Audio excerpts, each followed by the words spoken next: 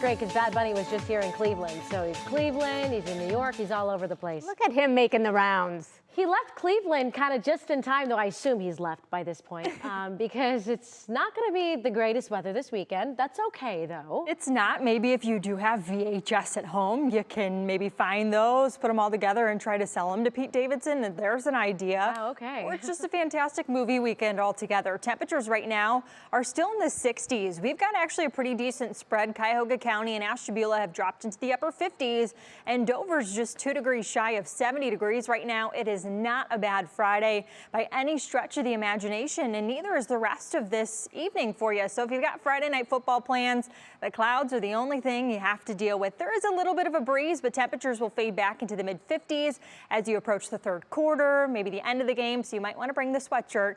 I definitely have it handy. Tomorrow, remember, cloud cover is usually a good old heads up that something else is brewing. We've got rain back, and not only do we have rain, we've got a wind that starts to pick up, especially closer to our lakeshore communities and closer to the western basin. So I'm really talking about Toledo when it comes to the issues that are going to persist due to the water, but temperatures are going to fall back. We're only going to hold in the upper 50s, some of you not escaping the mid 50s. I think we actually have a little break in the coverage when it comes to wet weather, and we'll time it and track it here in just a second, but I do want to focus in on the water. We often talk about the change in our wind direction and how that has a huge impact on some of our lakeshore folks. Well, tomorrow we actually have a gale watch, which is one up on just a small craft advisory. The water temperature offshore of Cleveland is now in the low 60s. That's going to start to churn as we go through the weekend, but check out our wave heights. We are likely, as we head through late afternoon, through the evening, and into the very early morning hours of Sunday, to have wave heights on Lake Erie above 10 feet in some locations. It's not for everyone, but it's going to be windy, and the winds could pick up at times on Lake Erie up to about 40 miles per hour. And I'm talking about gusts there. And so how is this all going to actually shape out, and why is it going to happen? That's crucial to understanding your weekend plans. Well, this area of low pressure is still getting some movement to it. This is now making its way closer to the suburbs of Chicago. My parents getting some wet weather. They are not happy about the weekend outlook because my brother plays some college football and they have to head to Kalamazoo, which is also going to be on the rainy side, just like us tomorrow. Nationals, I'm our big picture forecast. We've got rain tomorrow. We've got the wind that picks up, but how much rain are we expecting?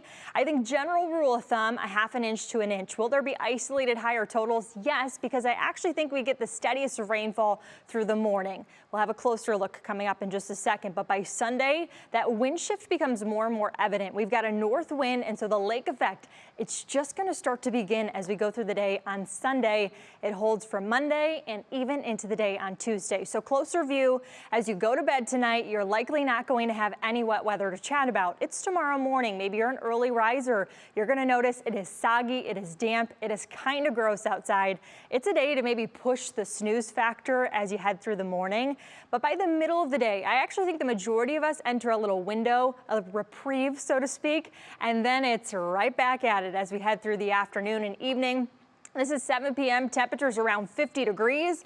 And then by Sunday, again, we switch the wind. We've got a complete north wind. And I've actually set the time scale here to stop at 1 o'clock specifically for our director who's headed to the Browns game. There will be rain around for the Brownies. So you might want to have all of that gear prepped and ready to go for the day on Sunday, especially even if you're headed out to the Muni lot. Temperatures are back in the 60s as we approach the middle of the week. And guess what? That's when sunshine's back. And we're back after the break.